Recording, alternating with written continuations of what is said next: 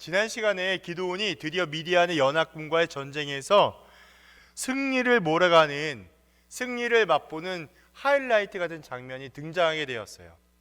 우리가 너무나 잘 알고 있는 것처럼 기드온의 용사는 300명, 여기에 정확히 나와 있지 않지만 미디안의 연합군은 약 10만이 넘어가는 대군이 있었다는 사실인 것이죠. 그래서 눈으로 볼 때도 그렇고 현실적인 상황을 볼 때에도 이 싸움은 당연히 쉽지 않고 오히려 기대할 수 없는 싸움이라는 것을 분명히 알게 합니다. 그러나 하나님께서는 이 어려운 상황 가운데 불가능을 할 것만 같은 순간에도 하나님의 놀라운 손길과 일하심으로 하나님의 완벽한 간섭으로 하나님께서 승리하게 하심을 우리는 지난 시간을 통하여 보게 되었죠. 이제 기드온이 미디안의 전쟁을 통해서 생각하지도 못할 어려움 혹은 갈등을 직면하게 됩니다. 어려움을 만나게 돼요. 그래서 오늘 본문 중심으로 어떠한 내용들이 또한 담겨져 있는지 함께 살펴보고자 합니다. 첫 번째는 기드온의 전쟁 가운데 첫 번째 위기가 바로 내부 분열에 있다는 사실을 우리는 보게 하죠. 첫 번째 위기가 바로 내부 분열에 있어요. 사사기 8장 1절에서 3절에 해당되고 있는 내용인데요. 1절에 보니까 이런 말씀이 있습니다. 에브라임 사람들이 기드온에게 이르되 내가 미디안과 싸우러 갈 때에 우리를 부르지 아니하였으니 우리를 이같이 대접함은 어찌 됨이냐고 그와 크게 다투는지라 라고 등장하고 있습니다. 우리가 너무나 잘 알고 있는 것처럼 기드온의 300용사와 함께 하고 있는 여러 지파들 가운데 에브라임 지파는요 굉장히 힘이 있고 또한 능한 지파라고 알 수 있습니다. 지금 기드온의 상황이 어떤 상황이냐면 미디안과 아말렉의 연합군을 물리치기 위하여 추격전, 이미 전쟁으로 한번 승리를 경험하고 그들을 완전히 몰살시키기 위하여 추격전을 하고 있었던 상황인 것이죠. 그런데 그때에 그들과 기드온과 함께했던 에브라임 지파가 불만을 토로하기 시작했다는 것입니다. 이런 이야기로 할 수 있겠죠. 왜 우리 에브라임 지파를 처음부터 이 전투에 참여하지 않게 했느냐. 다른 말로 하면 우리가 당신들이 생각하는 것만큼 우스운 거냐, 아니면 우리를 무시하는 거냐 라는 상황과 똑같은 것이죠. 제가 아까도 말씀을 드렸다시피 에브라임 지파의 불만은요, 이스라엘 12지파 중에서 가장 강력했고 강성했던 지파가 에브라임 지파였습니다. 그렇다라고 생각한다면 지금 기드온과의 전쟁 가운데 에브라임 지파가 당연히 주역이 되어야 되고 당연히 가운데 중심이 있어야 되는 건 여러 가지 상황을 고려해 볼 때 마땅한 거예요. 그러나 에브라임 지파는 지금 기드온과 미디안과의 전쟁 가운데 중심이 아니었다는 사실에 의해서 크게 기드온을 향하여 지금 이야기하고 있는 것이죠. 자기들이 이 주인공이 되지 못했다라는 거예요. 주역이 되지 못했다라는 거예요. 쉽게 말해서 우리 에브라임이 이 상황 가운데 대접을, 인정을 못 받고 있었다라는 것입니다. 그 전쟁 가운데 자신들의 주도권을 갖지 못하고 그 중심의 역할을 하지 못한 것에 대하여서 자존심이 상한 거예요. 종종 우리가 유혹받는 것이 있죠. 어떤 유혹을 받고 있을까요? 그것은 내가 중심이 되어야 하고 주목받는 자리에 서고 싶은 유혹이 분명히 있습니다.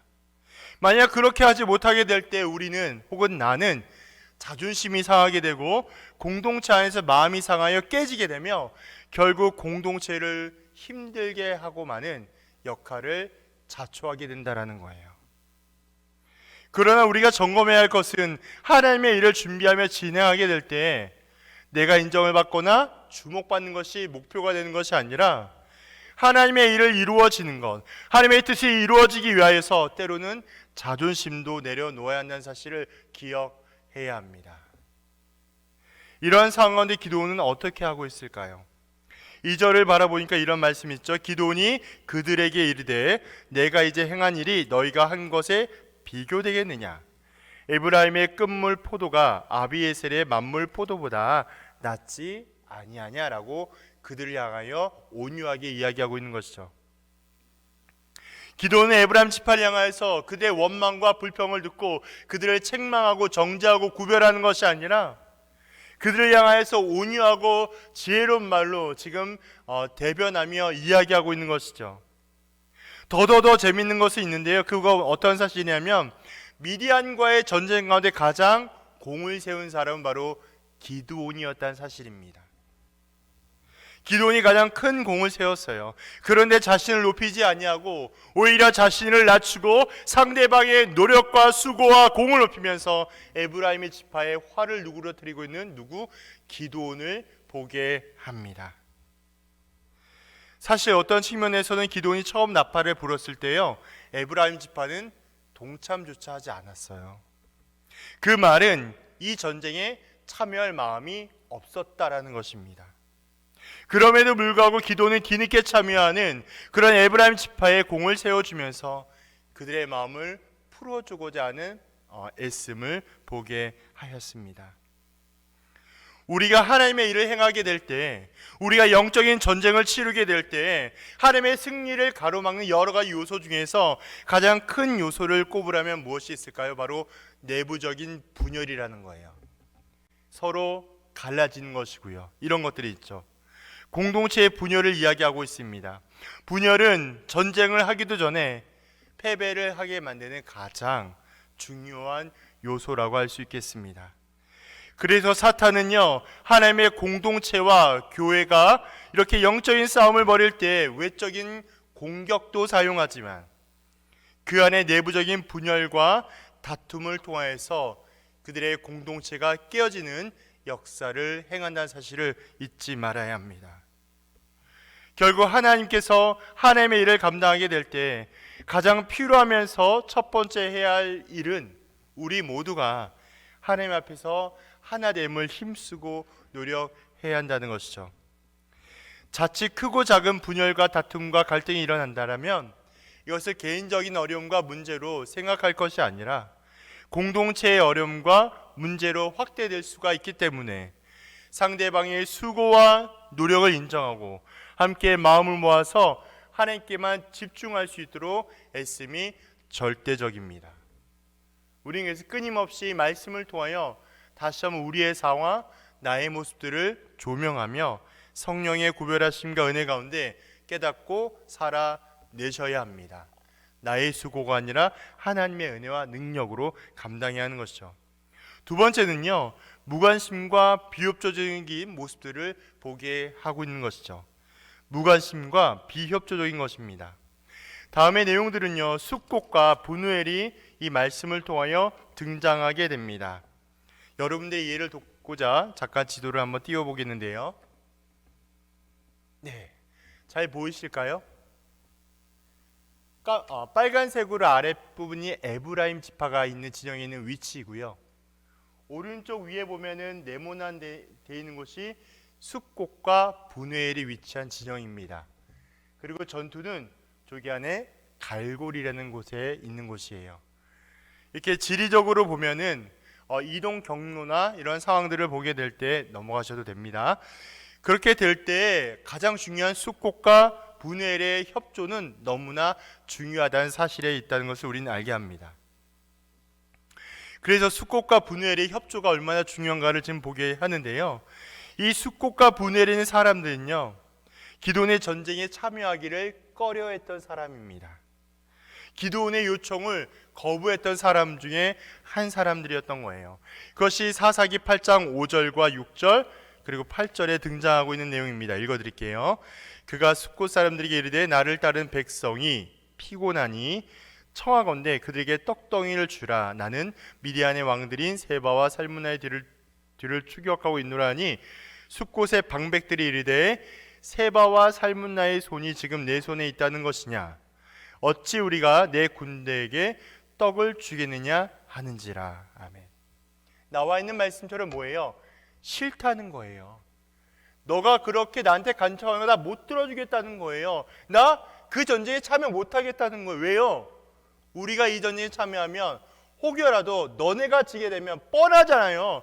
300용사와 10만이 넘는 대군이 싸우고 앉아있는데, 그리고서 전쟁에 이겼지만 추격한 상황 가운데 혹시라도 역전돼서 우리가 불리하게 되면 내가 하기 어렵다라는 거예요.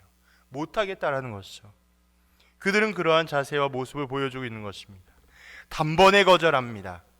왜 이렇게 숫곳과 분해할 사람들이 기도원의 요청을 거절했습니까? 제가 방금 이야기했던 것처럼 지금 기도원이 이 전쟁의 승리를 잡고 있던 사람인데, 근데 그것을 숫곳 사람들이 볼 때 세바와 살문나가 이길지 기도원이 이길지 아직 확신이 없기 때문에 그렇습니다.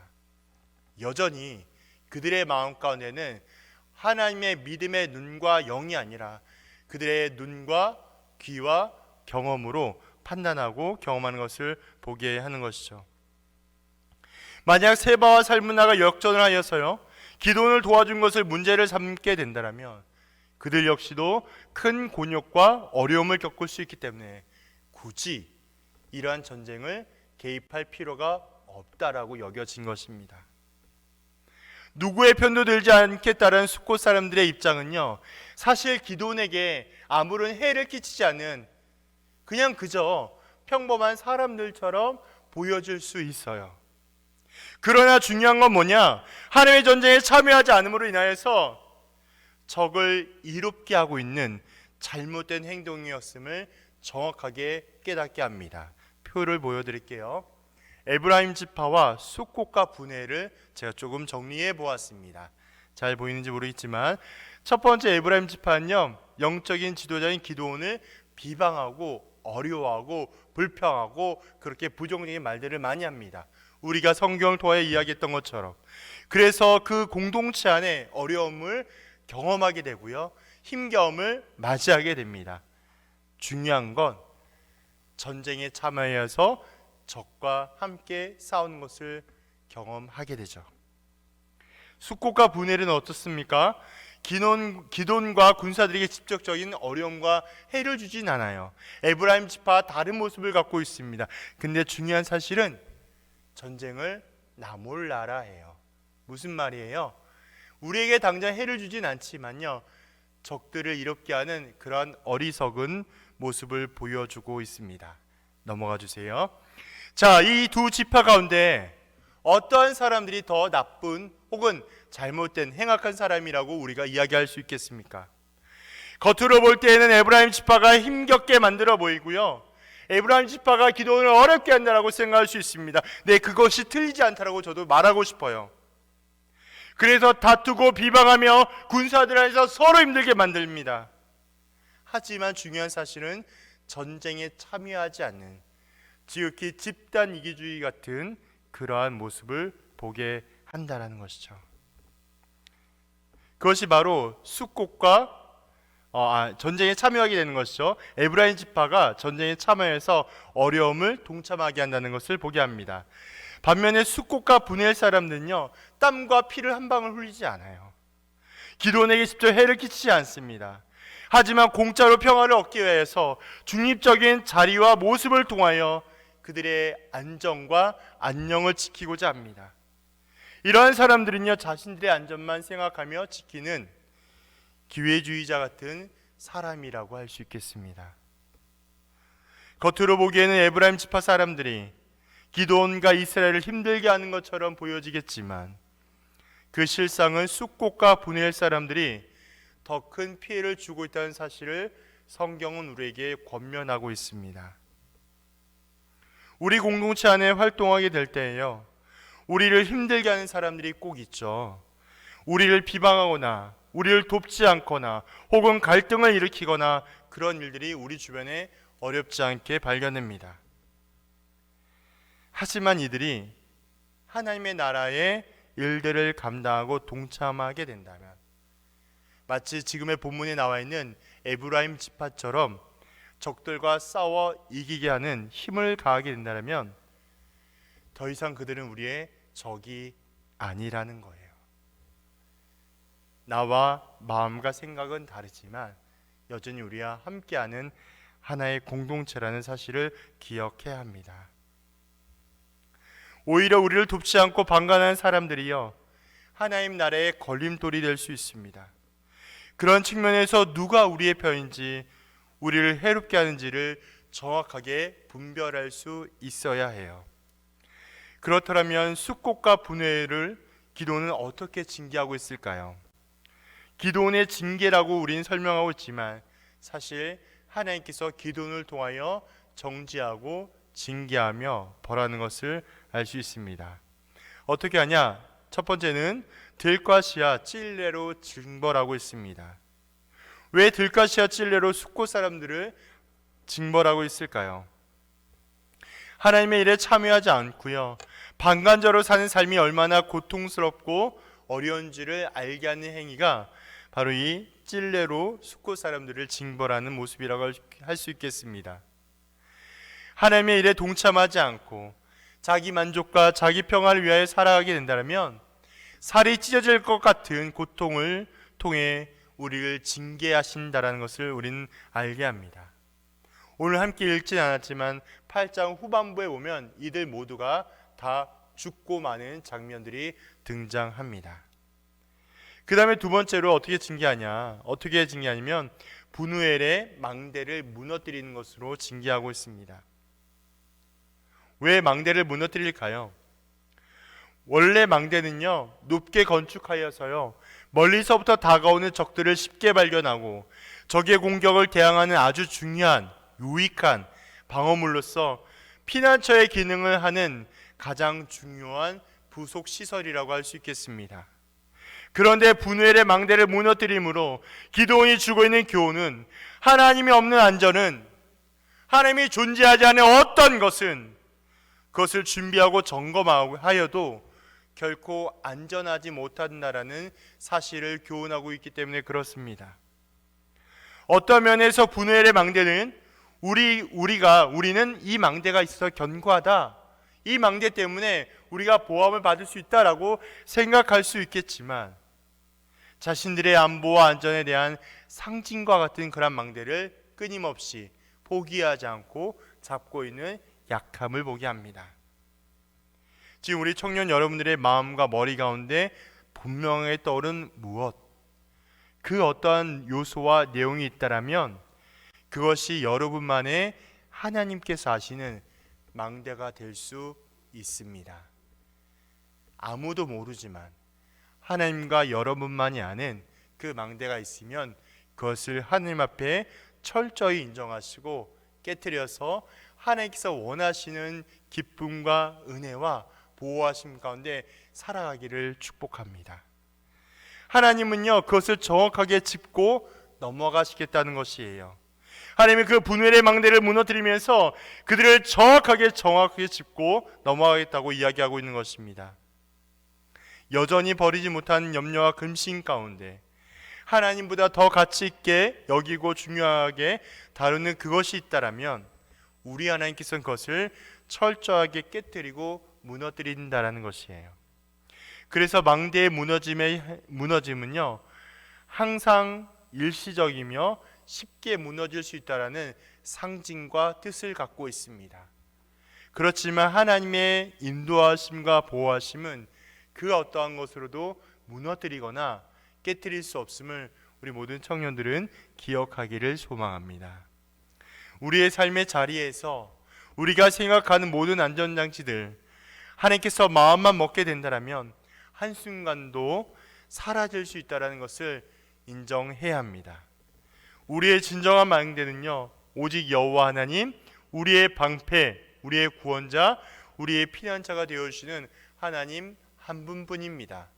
하나님께만 방향을 두고 하나님께만 함께함으로 우리가 오직 하나님께 소망이 되어 살아가는 우리 모든 청년들이 되기를 간절히 소망합니다. 그래서 말씀으로 늘 승리하고 하나님과 동행하여서 성령 충만한 우리 청년부가 되기를 주님의 이름으로 간절히 축원드립니다. 주의 영광 이곳에 가득해